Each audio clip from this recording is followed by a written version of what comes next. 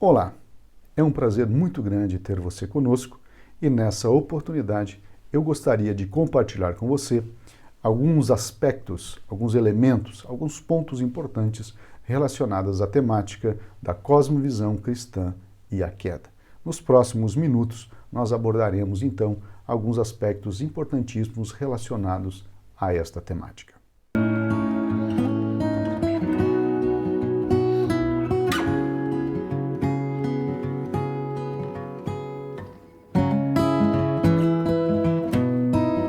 Na carta de Paulo aos Romanos, capítulo 5 e versículo de número 19, o apóstolo Paulo escreve as seguintes palavras: Porque, como pela obediência de um só homem, neste caso Adão, muitos se tornaram pecadores. Assim também, por meio da obediência de um só, Jesus Cristo, muitos se tornarão justos. Para compreendermos um pouco melhor sobre a história da humanidade e o próprio comportamento do ser humano, nós devemos compreender melhor acerca da pecaminosidade humana e quais são os resultados diretos e imediatos dessa situação. Enquanto os dois primeiros capítulos do Gênesis narram a maneira como Deus criou todas as coisas, o capítulo 3 começa apresentando o momento em que Eva é tentada pela serpente, o diabo, e cede às tentações e leva consigo o seu esposo, Adão, a pecar. Esse evento ele trouxe consequências imediatas para aquele casal, mas trouxe também consequências para a sua posteridade, pois Adão ele era o representante, em termos teológicos, o cabeça federal que responderia, os seus atos teriam impacto sobre toda a sua posteridade. Por isso, é muito importante nós compreendermos essa temática da queda a partir da cosmovisão cristã, ou seja, a partir das lentes da cosmovisão cristã, e entender como isso impacta no nosso dia a dia e a necessidade de nós buscarmos em Deus o amparo, o perdão e a redenção para os nossos pecados. O primeiro ponto que eu queria destacar aqui com você está relacionado ao pecado e à corrupção da humanidade. Quando nós falamos em pecado, nós estamos falando de um comportamento de rebeldia contra a santidade de Deus. Então, o primeiro ponto relacionado ao pecado é que todo pecado é contra o Criador. O pecado do primeiro casal, neste caso Adão e Eva, foi uma quebra da aliança que Deus havia estabelecido com eles por ocasião da criação e do momento em que os colocou no jardim. E se nós compreendermos este ponto, nós vamos entender um pouco melhor sobre os impactos diretos do pecado de Adão e Eva sobre toda a raça humana. Porque a quebra de aliança entre a criatura e o Criador resultou num afastamento contínuo do ser humano em relação a Deus.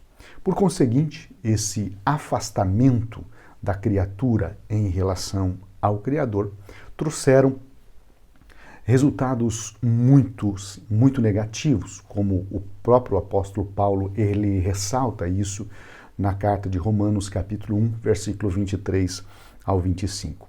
Isso porque, no entendimento do apóstolo e dos demais, o pecado ele promove uma mudança na natureza humana. E essa mudança, evidentemente, não é para melhor. O pecado ele contamina a essência do ser humano, a essência que Deus soprou nele, é contaminado pela pecaminosidade do Adão. Então há um desajuste espiritual e moral quando o homem ele passa a pecar. O pecado ele seduz o homem para que este viva de acordo com os seus interesses, com as suas paixões. E o homem vivendo em acordo com as suas paixões e com os seus interesses, automaticamente ele está em desacordo com a vontade do Criador. Porque a vontade do Criador é que o homem viva de acordo com as leis que ele estabeleceu. As leis morais que Deus estabeleceu foram estabelecidas para que o homem pautasse a sua conduta e o seu viver nelas. Infelizmente, o ser humano, em decorrência do pecado, ele passa a adorar a si mesmo. De que modo que o ser humano passa a adorar a si mesmo? Quando ele coloca os seus interesses, as suas vontades acima da vontade do Criador. Quando o ser humano ele se entrega às suas paixões, à realização das suas paixões, mesmo que essas paixões elas sejam rebeldia, elas sejam atos de rebeldia contra o Criador. Então o ser humano, através do pecado, ele vai se afastando gradativamente. E o pecado, devemos entender, ele está associado à ideia de corruptibilidade. Quando nós falamos em corruptibilidade ou corrupção, nós estamos falando de um elemento que tem a função de estragar, de destruir, de proporcionar ruína. Então, o pecado, necessariamente, ele vai causar no ser humano a degradação moral a sua degradação espiritual, vai causar a corrupção dos seus sentidos, tanto físicos, tanto humanos, tanto terrenos, quanto dos seus sentidos espirituais. E o grande problema da pecaminosidade é que à medida que o homem vai pecando, mais afastado ele está de Deus, e esse afastamento por si só vai gerando no ser humano uma inclinação cada vez maior para o pecado. Então, esse ponto ele é importante porque o pecado, ele necessariamente é contra o Criador. Ou seja, é uma atitude de rebeldia contra as leis estabelecidas pelo Criador. O segundo ponto que nós devemos considerar em relação ao pecado e à corrupção da humanidade é em relação à realidade do pecado. Talvez você se pergunte, Gesiel, por que é importante nós trazermos a questão da realidade do pecado? Se nós ignorarmos ou descartarmos a realidade do pecado, nós vamos atribuir os comportamentos imorais, os comportamentos rebeldes do ser humano a qualquer outro fenômeno, outra fonte, outra origem.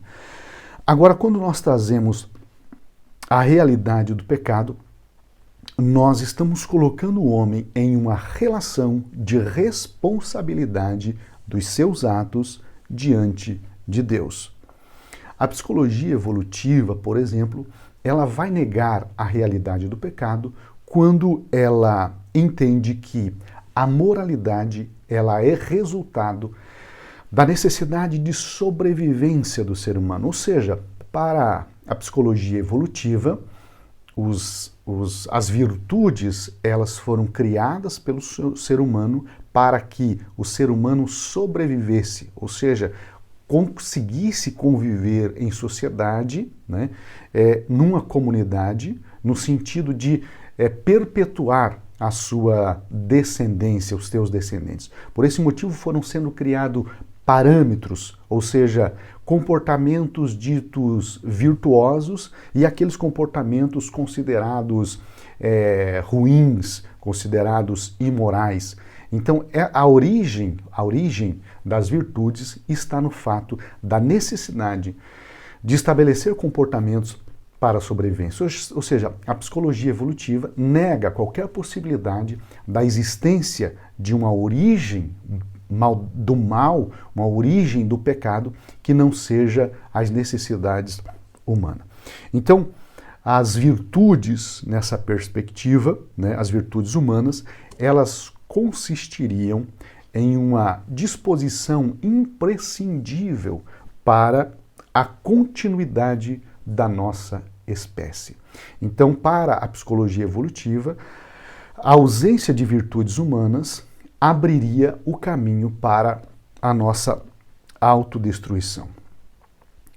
O resultado disso é que a moralidade, ela não poderia ou não pode ser atribuída a forças espirituais ou qualquer coisa de natureza divina. Por quê? Porque para a psicologia evolutiva, as virtudes, elas se tratam apenas de aspectos biológicos da nossa sobrevivência. O resultado, ou seja, resumindo, o pecado, no contexto da psicologia evolutiva, nada mais seria do que uma construção religiosa, né, que se restringe ao âmbito dos valores. E não necessariamente ao âmbito dos fatos objetivos. E aí você vai perceber, né, que nas entrelinhas da psicologia evolutiva há um relativismo moral, um relativismo cultural, um relativismo religioso e por aí vai. Por quê?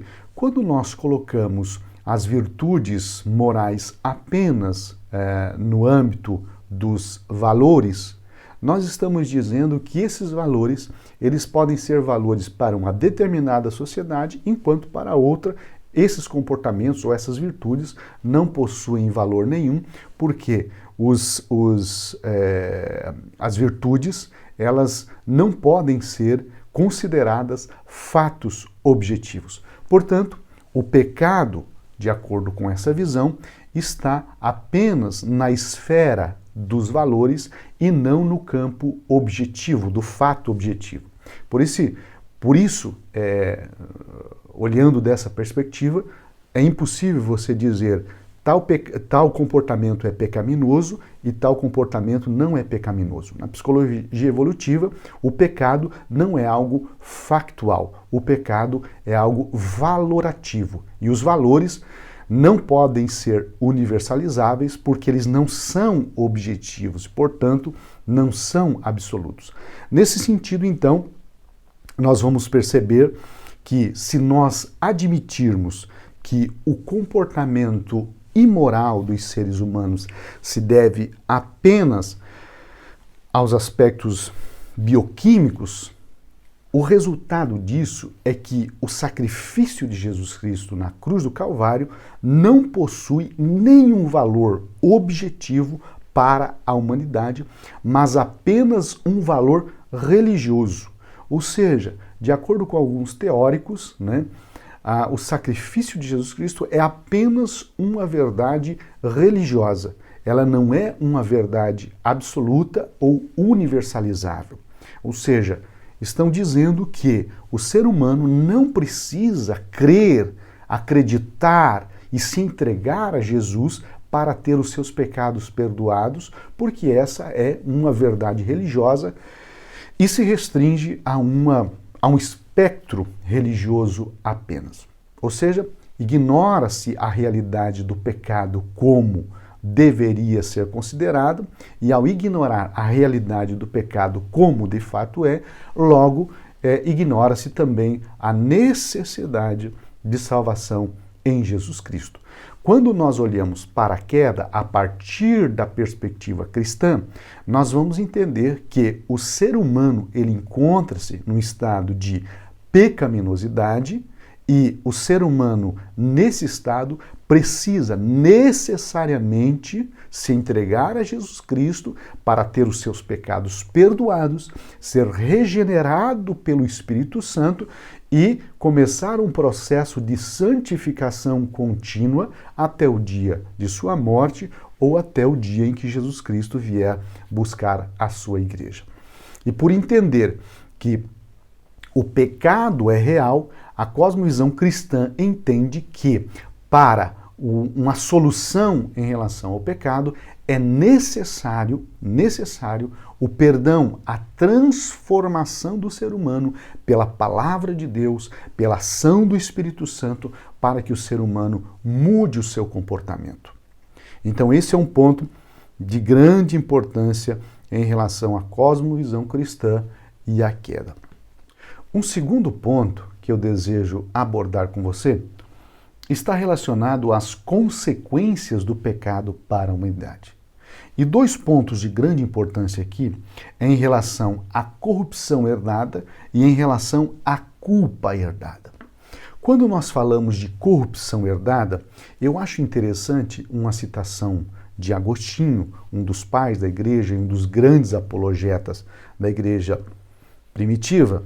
Ele vai dizer que a concupiscência permanece na prole e a faz adquirir o reato do pecado de origem, ainda que o reato do mesmo pecado nos pais tenha sido purificado pela remissão dos pecados. O que fica muito claro na teologia de Agostinho é o fato de que, como nós somos descendentes de Adão, temos como herança sua natureza pecaminosa. Ou seja, nós, de algum modo, replicamos qualitativamente o pecado de Adão em nosso dia a dia e em nossas ações. Se nós replicamos o pecado de Adão, e veja o que Paulo escreveu, por um só homem entrou o pecado no mundo, nós vamos ter necessariamente que olhar para Cristo, porque por ele veio a salvação. Então, nós necessitamos recorrer a Cristo Jesus para obtermos a redenção, o perdão e a purificação para os nossos pecados. Isso que estou falando está em acordo com o que Paulo escreve aos Romanos no capítulo 5 e versículo 12, quando ele afirma: portanto, assim como por um só homem entrou o pecado no mundo, e pelo pecado a morte, assim também a morte passou a todos os homens, porque todos pecaram. O rei Davi, em um dos salmos, após ele ter cometido pecado com Betseba e ordenado a morte de Urias, ele vai dizer que eu nasci na iniquidade e em pecado concebeu a minha mãe. O rei Davi, ao expressar essas palavras, ele tinha a plena consciência de que ele tinha sido pecador desde o início da sua vida. Desde as suas primeiras lembranças, Davi ele estava muito consciente de que ele possuía uma natureza inclinada ao pecado constantemente e ele precisava de Deus para vencer as tentações que sobrevinham sobre ele. E o ponto aqui é que, apesar da capacidade de fazer o bem em muitos sentidos dessa palavra, nossa corrupção herdada, nossa tendência ao pecado que recebemos de Adão, significa que em relação a Deus, nada podemos fazer que lhe agrade. Desse modo, a compreensão da história da humanidade e os seus desdobramentos, os acontecimentos, as rupturas, tudo aquilo que acontece de ruim na humanidade, deve ser compreendido a partir da perspectiva da queda. Ou seja, aquilo que nós vemos de negativo acontecer em nossa sociedade resulta diretamente dessa corrupção herdada que, infelizmente, se manifesta em nossas atitudes diárias. E isso nos leva à necessidade de compreender um dos elementos, ou seja, o pecado, que opera na natureza humana e impacta sobre o seu destino. E o destino da natureza humana, ele se resume em dois, ou seja, a vida eterna por meio de Jesus Cristo ou a morte eterna se o homem não entregar a sua vida a Jesus Cristo e permitir que o Espírito Santo regenere o seu coração, que o Espírito Santo transforme a sua vida para que ele possa viver em santidade. Porque a santidade, ela não é fruto do esforço humano. A santidade é fruto da presença constante do Espírito Santo purificando o nosso interior, que se manifesta então no nosso dia a dia. O segundo ponto em relação a isso é que nós possuímos, ou seja, nós herdamos a culpa de Adão também. Se nós herdamos a corrupção de Adão, necessariamente nós também herdamos a sua culpa. Diante disso, a conclusão inevitável é que todos os seres humanos são culpados diante de Deus. Isso fica muito claro na epístola de Paulo aos Romanos, quando ele diz que todos são inesculpáveis diante de Deus. E ao comentar o versículo 18 e 19 da carta de Paulo aos Romanos, Weiningrund, ele afirma o seguinte: como representante nosso, Adão pecou, e Deus nos considerou culpados, tanto quanto Adão.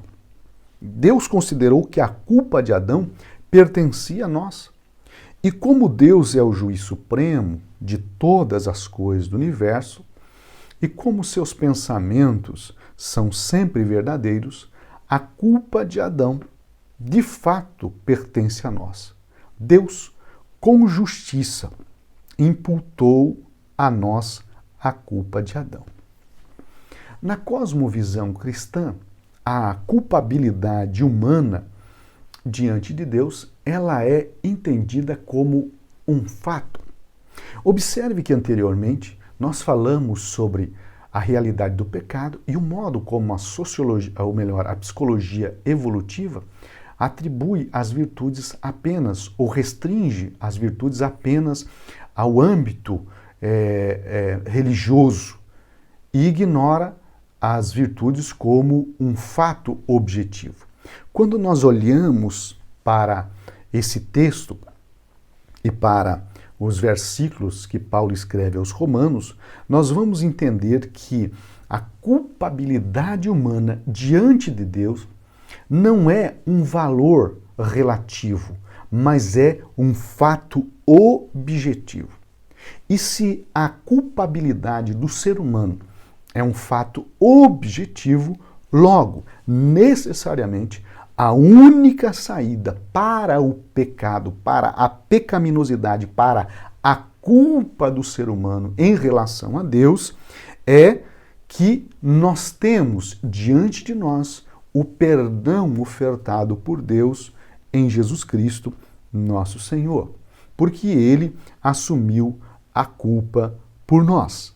Romanos 5,18, Paulo diz: pois assim como por uma só ofensa veio o juízo sobre todos os homens para condenação, assim também por um só ato de justiça veio a graça sobre todos os homens para a justificação que dá a vida. Para finalizar, eu gostaria de compartilhar com você um tópico bastante interessante quando nós tratamos da cosmovisão e da queda, que está relacionado aos ídolos usurpadores. Os escritores Walsh e Middleton, eles falam sobre ídolos que usurpam o lugar de Deus e o nosso lugar. De acordo com esses autores, os seres humanos são criaturas inerentemente religiosas. Não podemos viver sem um Deus, mesmo que ele seja fabricado por nós. Precisamos de um centro, um foco supremo, um ponto de orientação para a nossa vida. Ou servimos ao Senhor e obedecemos sua vontade, ou praticamos a idolatria e a desobediência.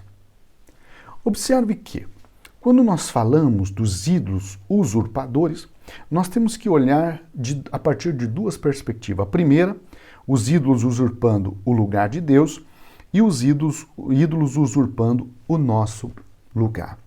Em Romanos capítulo 1, versículo 23 até o 25, Paulo ele deixa muito claro que o ser humano, ao longo de sua existência, ele não tem cultuado ao Senhor Deus, ao Criador de todas as coisas, como deveria fazê-lo. Isso, de acordo com o apóstolo Paulo, é resultado do fato de que os ídolos têm usurpado o lugar de Deus. Esses ídolos usurpadores, que usurpam, portanto, o lugar de Deus, são imagens que remetem a alguma divindade, mas nós podemos ir muito além do que meras imagens. Vamos tomar, por exemplo, o fato de que a rejeição à soberania de Deus sobre as nossas vidas nada mais é do que direcionar a nossa adoração para outro Senhor. Esses ídolos, portanto, que têm usurpado o lugar de Deus, podem ser divindades criadas e reverenciadas pelos próprios seres humanos, que no afã de construir algo que os represente e represente os seus interesses e as suas paixões, acabam por criar os seus próprios ídolos, que são coisas, objetos, inclusive nós mesmos. O ser humano pode usurpar o lugar de Deus, se tornando um ídolo para ele mesmo ou um ídolo para outras pessoas. Então, tudo aquilo que toma uma importância, adquire uma importância maior do que a presença de Deus em nossas vidas, se torna ídolo. E, por conseguinte, a idolatria está necessariamente na raiz da pecaminosidade. Vamos usar, por exemplo, o fato de que Adão e Eva, quando eles pecaram, eles se voltaram para eles mesmos. Ou seja, eles colocaram os interesses deles acima dos interesses, da vontade, da determinação de Deus para a maneira como eles deveriam se comportar no Jardim do Éden. A serpente, de forma muito astuta, ela leva a mulher a pensar que eles poderiam ser igual a Deus, conhecendo o bem e o mal. E em decorrência disso, eles, portanto, colocam esse interesse acima da vontade de Deus, acima da soberania de Deus e quebram a aliança que Deus havia estabelecido com eles. Na atualidade, nós podemos observar como os ídolos eles têm se multiplicado e, infelizmente, as pessoas estão amando muito mais as coisas criadas por elas próprias do que o próprio Criador, que é o único merecedor da honra, da glória, do louvor e adoração. Quando o homem se volta para si mesmo e se auto-idolatra ou idolatra as coisas que ele cria, consequentemente, tudo aquilo que ele criou à margem ou distante de Deus está contaminado pela corruptibilidade do pecado. E essa corruptibilidade, consequentemente, vai levar tudo aquilo que o ser humano fizer à margem da vontade de Deus à destruição e à autodestruição. Então nós vivemos uma sociedade atualmente obcecada por uma frase muito comum: a autonomia dos sujeitos. Mas no fundo, essa frase, ela revela a existência de uma filosofia humanista que ignora por completo a vontade de um Deus soberano. Essa ideia de autonomia dos sujeitos, ela tem origem principalmente entre os pré-socráticos, mas ela retorna com maior força a partir do iluminismo francês, a ideia de que o ser humano é indivíduo, ele é capaz de construir a sua própria história à margem de qualquer elemento espiritual ou da presença de um Deus. O ser humano está no mundo e está por sua conta, e ele precisa ter essa autonomia respeitada por tudo e por todos. Mas a consequência disso tem gerado um atomismo, ou seja, o ser humano, em alguns momentos, ele tem se isolado tanto de Deus quanto de outras pessoas. O resultado tem sido crises existenciais cada vez mais profundas, porque a nossa autonomia, quando ela está à margem da vontade e da soberania de Deus, as consequências dessa autonomia particularista, atomizada, é uma vida vazia. Porque o ser humano, infelizmente, ou melhor, felizmente, ele precisa da presença de Deus para ser pleno, para a sua autorrealização no sentido pleno. Porque, como Agostinho dizia, há em nós, né, uma lacuna, e essa lacuna só é preenchida pela presença de Deus. Qualquer tentativa de preencher essa lacuna sem Deus é deixar ou trazer para a sua vida ídolos que usurpam o lugar de Deus. Para finalizar, vamos tratar dos ídolos, usurpando o nosso lugar. Nesse caso específico, nós estamos falando dos ídolos que usurpam o nosso lugar como embaixadores de Deus. Nós fomos criados à imagem e semelhança de Deus, portanto, o mundo ou tudo aquilo que nos cerca precisa ver Deus em nós. E a nossa vida, portanto, é um modo como Deus deveria se manifestar no mundo, um modo como Deus deveria se tornar visível para o mundo. A idolatria, neste caso, as imagens de escultura, querem usurpar o nosso lugar no sentido de quando essas imagens de escultura são contempladas, elas remetem a mente da criatura ao Criador.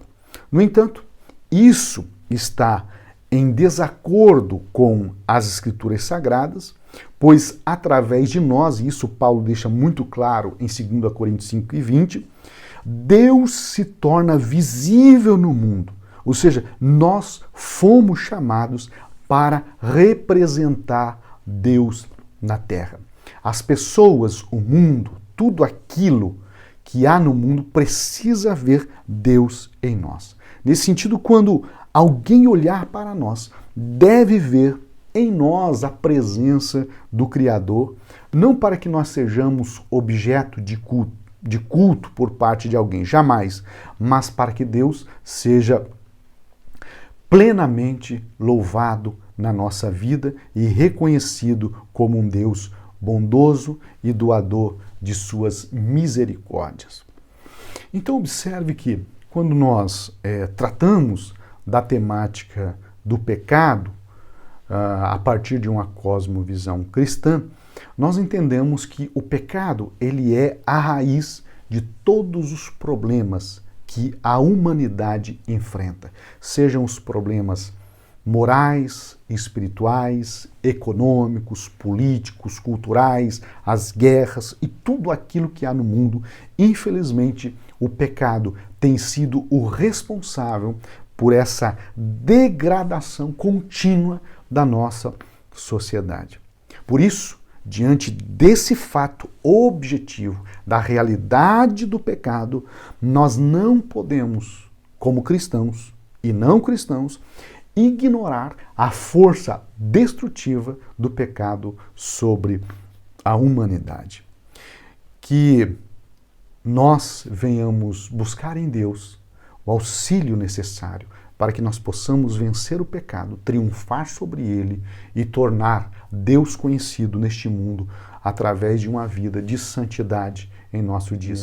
Pois não temos um sumo sacerdote, ou seja, Jesus, que não possa compadecer-se das nossas fraquezas, mas sim alguém que, como nós, passou por todo tipo de tentação, porém sem pecado.